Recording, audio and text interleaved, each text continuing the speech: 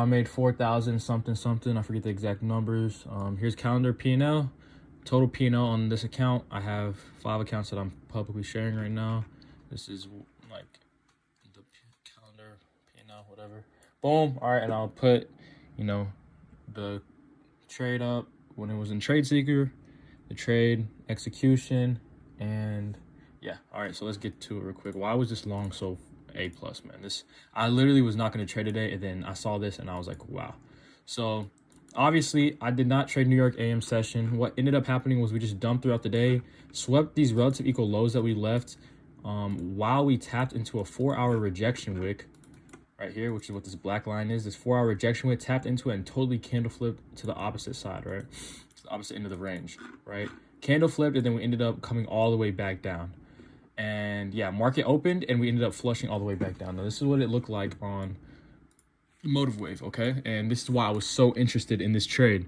So like I missed this initial short because I thought I wasn't going to trade, right? And then I missed this short right here that I wanted to take. It was A plus. We had SMT at the highs, broke this value. Nice delivery, right? But I ended up catching a way better trade. So boom, we are literally, this is basically sellers begging on their knees that we want to accept this value lower. We're begging, we're testing this area. Eventually, once it gets tested enough, it's going to break, okay? So we finally get a break of this area aggressively to the downside, and we instantly V-shaped recovery back up, right? And so basically what that is telling me is we are not agreeing at this price level down here at all. We had that rejection wick while we're sweeping all these relative equal lows over here, tapping into that rejection wick. So we kind of like fix all this market structure over here. So it gives me some confidence in taking long. So I was like, okay, I'm glad that that happened. Bless me.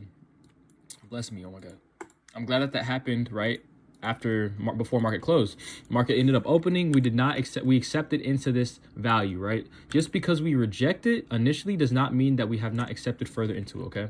So basically, I don't want to be looking for any shorts until we get some price action that looks like this, right? And then around here was when is somewhere I would want to take shorts from like a fair value gap or something down lower, okay? Until that happens and I really see true acceptance into this value, since we've already rejected it once, I don't want to take any type of shorts. My bias is going to remain long as long as we hold this area right here. So this is where I want to be looking for longs, okay? What ends up happening, market opens, we come down here, we're fiddling around, we sweep these lows right here, punch back up, tap here, right? And then we get that continuation up. So I know initially what happened was that we came down, reswept these lows, and then we came back up, right? So that's what I was looking at. We are looking like we want to reject out of value. So let's go to the 5 minute and see what that looks like exactly.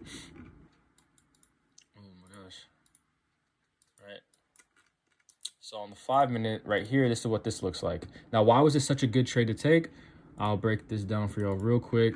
I want this video to be quick. So if we grade this 1 hour rejection wick right here, you can see that we were clearly tapping consequent encroachment of this 1 hour rejection wick, okay? After we came and tapped that 1 hour rejection wick, what we ended up doing was coming down and putting in an SMT at the lows, okay? Putting an SMT while tapping this 1 hour rejection wick, having a V-shaped recovery out of that value that we already saw earlier. Then what we got was a 15-minute change in state of delivery right here. 15-minute CISD. Oh, I forget how to do it on TradingView. Oh my God. Be on Motive Wave too much. We had a 15-minute CISD to the upside right there. So then what I waited for was a return to a fair value gap, and then I wanted to see some bullish momentum out of it, as well as us push out of this value right here. Let me remove that. Push out of this value, like as you can see right here. This is exactly what I want to see. I want to see it start to hold this edge and use it as support up. And then we got that, and boom, I entered after I saw further confirmation, stopped below the 15-minute because I did not want at first I was not very confident in this trade, but then I was like, wow, the more I looked at it, the more I was like, wow, this is an amazing trade. And I just targeted this rejection wick, I believe. I didn't even target the high. I believe it was just that rejection wick. And yeah, that was it. That was a trade. And yeah, very A plus. You can see how literally top tick my entry right there. This is why it's good to, like, especially in huge ranges like this, you don't want to be looking for highs. And we had already put in the SMT as well, so you know you shouldn't be trying to hold this.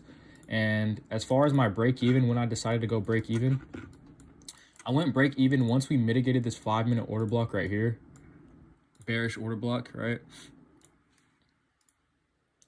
We mitigated this bearish 5-minute order block, and then we put in an SMT. So this is when I decided to go break even. This was also the new hourly candle open. So if this candle were to put in an SMT, mitigate this bearish period, and fully candle flip to the downside, I wouldn't want to be in this trade anyways. And my entry was around break even. So I was like, I mean, my entry was around where the 1 hour candle opened.